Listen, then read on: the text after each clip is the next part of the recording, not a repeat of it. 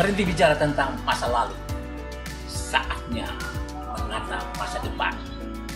Bersama Ishak Rafiq, Direktur Eksekutif Masa Depan Institut.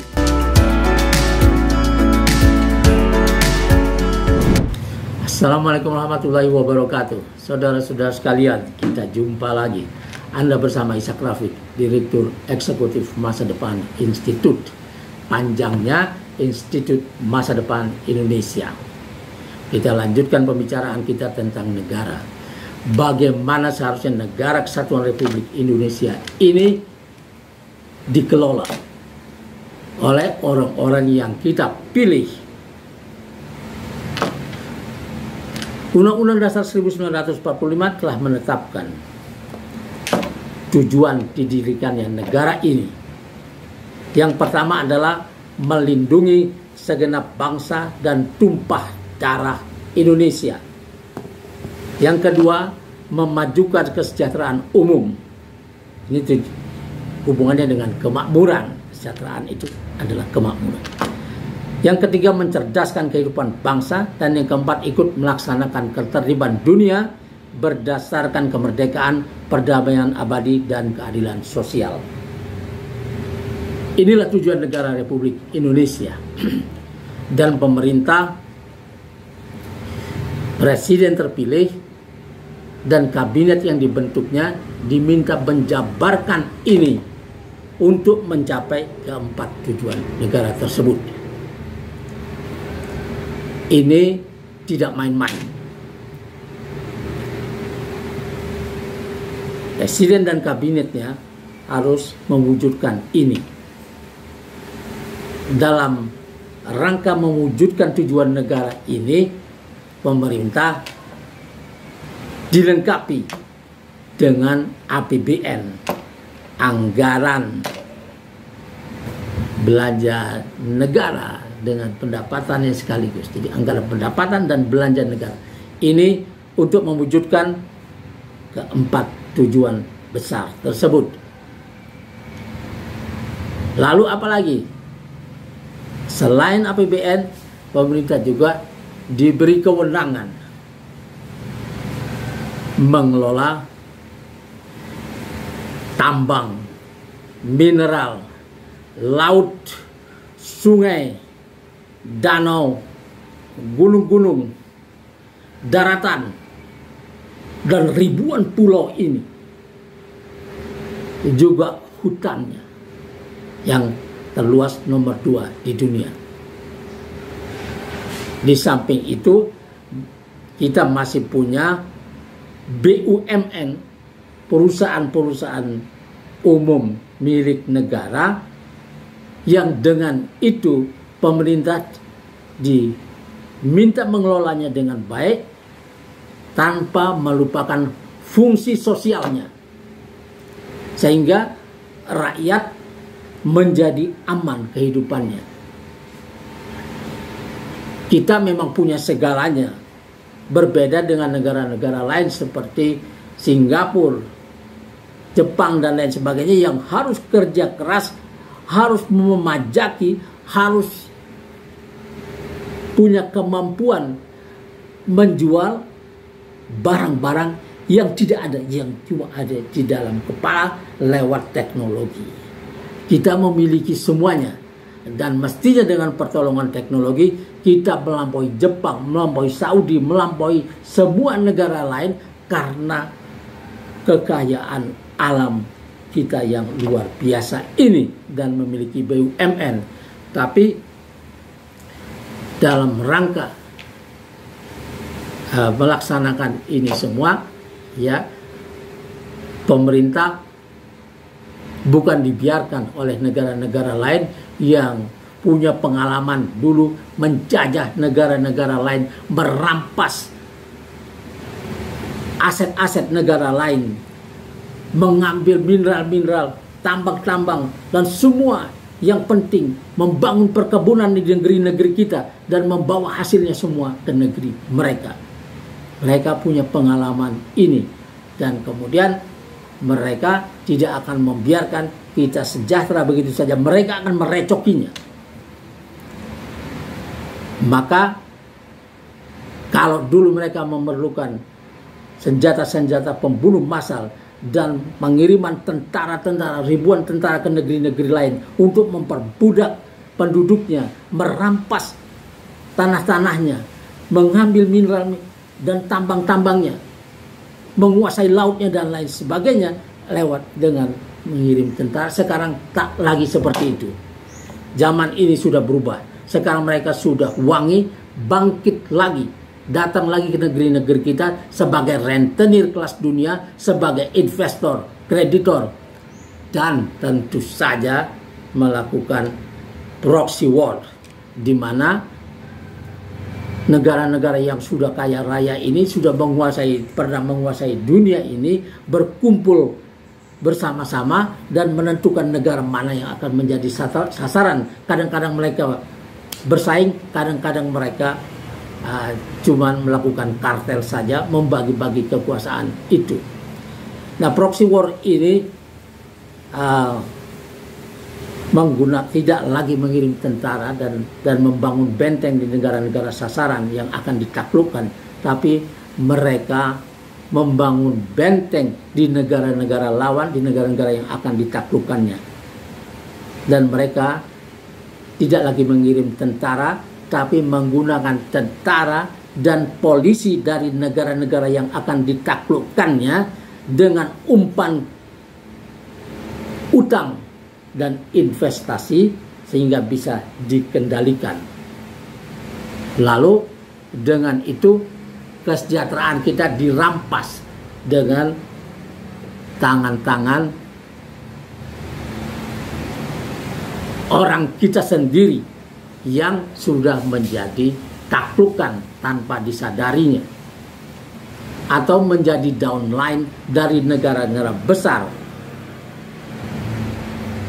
Timur diwakili oleh Cina dan Barat diwakili oleh Amerika Serikat. Mereka bersama-sama berkumpul dan mengendalikan pemerintahan-pemerintahan di negara-negara yang lemah, apalagi yang miskin, yang punya kekayaan alam yang luar biasa besar. Mereka menginginkan itu dengan harga murah, dan mereka menginginkan tempat-tempat strategis, bila perlu gratis, dan itu bisa dilakukan dengan menggunakan pemerintah setempat sebagai tentara proxy. Apalagi yang digunakan mereka?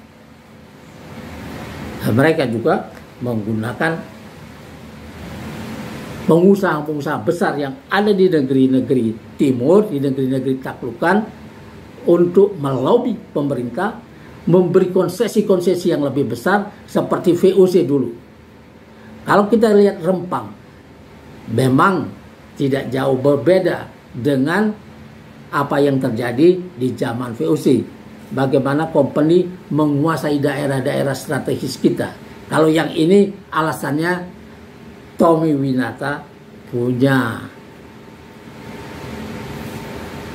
gawe di situ di Rempang untuk membangun sebuah pabrik kaca, di mana bahan bakunya memang sudah tersedia di pulau itu dan pulau sekitarnya, Pasir Kuarsa dan lain sebagainya. Tapi itu berada di Selat Malaka yang menjadi pusat perdagangan dunia yang paling besar. Setiap tahun ada 10.000 triliun dolar transaksi bisnis terjadi di situ, dan kita tak dapat apa-apa. Mestinya zaman ini membuat kita, karena memiliki Rempang di Selat Malaka itu, kita bisa mengatur seenggak-enggaknya 30% dari transaksi bisnis yang terjadi di situ menjadi milik Indonesia. Tapi sekarang itu menjadi bagian dari proyeknya Tommy Winata, Artagraha Group, yang kemudian menggandeng Cina. Dan Cina, ya, kalau Tommy Winata mau membangun pabrik kaca saja, itu 20 hektar saja sudah cukup.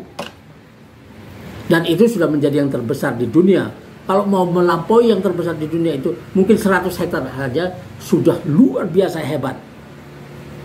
Tapi Tommy Winata, Cina, menginginkan 17.000 hektar seluruh pulau itu dan pulau di sebelahnya menjadi bagian dari proyek itu, di mana nanti semua orang tahu bahwa ini akan menjadi pangkalan militer Cina akhirnya di Selat Malaka, yang dengan itu Cina bisa menguasai negara-negara sekitar ini yang memang mau ditaklukkan lewat apa yang disebut jalur sutra lama. Dan kata Presiden pilihan rakyat Joko Widodo, IKN, ibu kota negara Nusantara kita ini adalah bagian dari jalur sutra lama itu. Dan artinya Jokowi tidak keberatan kita menjadi bagian dari jalur sutra Cina itu. Cuman rakyat Indonesia pasti tidak menginginkan negaranya menjadi negara taklukan. Dan ini disinilah dalam menjalankan pemerintahan itu, pemerintah ya di samping telah dilengkapi dengan APBN, dengan BUMN, dengan tambang dan lain sebagainya untuk bicarakan rakyatnya, tapi ada serangan dari negara-negara lain, investor dan lain sebagainya yang menginginkan merebut tempat-tempat penting kita itu, bukan lewat serangan militer lagi, tapi lewat bisnis.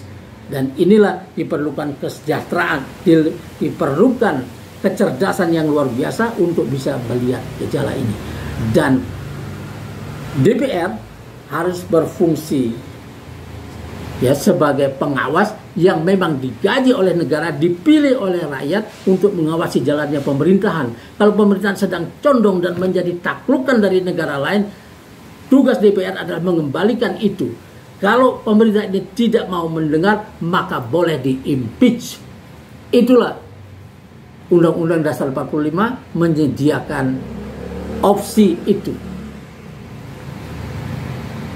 Di samping ada DPR ini juga ada kehakiman yang kalau DPR-nya juga lumpuh menjadi bagian dari problem, maka dua-duanya pun bisa dicabut mandatnya oleh rakyat.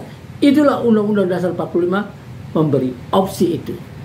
Dan kehakiman bisa mengembalikan keadaan menjadi lebih baik kalau dia independen. Tapi ketika dia juga mampu ditundukkan oleh oligarki, oleh para pemilik dana yang telah membawa presiden dan kabinetnya itu maju ke tampuk pemerintahan, dan DPR masuk gedung wakil rakyat dengan dana-dana mereka, kemudian mereka meminta macam-macam, maka yang terjadi kemudian adalah rakyat akan menuntut lewat impeachment atau langsung menurunkannya seperti pada zaman Orde Baru ketika Soeharto diturunkan, dipaksa oleh kekuatan reformasi di bawah Amin Rais untuk turun mundur dari posisinya sebagai presiden. Soekarno sebelumnya sudah mengalami hal yang sama. Dan kemudian Gus Dur. Jadi kita punya pengalaman 3 kali menurunkan presiden, memakzulkan presiden. Nah, kalau pada zaman ini terjadi juga pengkhianatan dari pemerintah yang tidak membawa kesejahteraan, yang menguntungkan yang lain, yang undang-undangnya bisa dipesan, yang membuat kita kehilangan kesejahteraan, seperti undang-undang Omnibus Law yang bisa membuat kita menjadi kuli kontrak seumur hidup, yang bisa membuat kita kehilangan tanah-tanah kita di tempat-tempat penting dan mengandung tambang. Kemudian undang-undang minerba, undang-undang yang lain-lain yang bisa merugikan kita, maka ini berarti ya seperti undang-undang minerba yang membuat kita bisa kehilangan kekayaan kita lewat hal-hal yang seharusnya tidak dilakukan, karena bumi, air, dan segala kekayaan yang terkandung di dalamnya dikuasai oleh negara dan dipergunakan untuk sebesar-besarnya kemakmuran rakyat. Jadi tugas pemerintah adalah membawa ini, mewujudkan tujuan negara Republik Indonesia. Saudara-saudara sekalian, kalau itu tidak dilakukan dan DPR-nya seperti kata Bambang Pacul bisa dikendalikan lewat ketua-ketua partai, maka DPR pun menjadi bagian dari problem di negeri ini dan bisa juga dicabut mandatnya oleh rakyat. Dan kalau kehakiman, MK dan lain sebagainya juga tunduk kepada pemerintahan ini yang dikendalikan oleh bos yang sama, maka ketiga-tiganya menjadi problem di negeri ini dan rakyat ini kehilangan perlindungan. Dan ini sangat berbahaya karena akan terwujud dalam bentuk people power. Saudara-saudara sekalian, kita akan lanjutkan lagi nanti. Wassalamualaikum warahmatullahi wabarakatuh.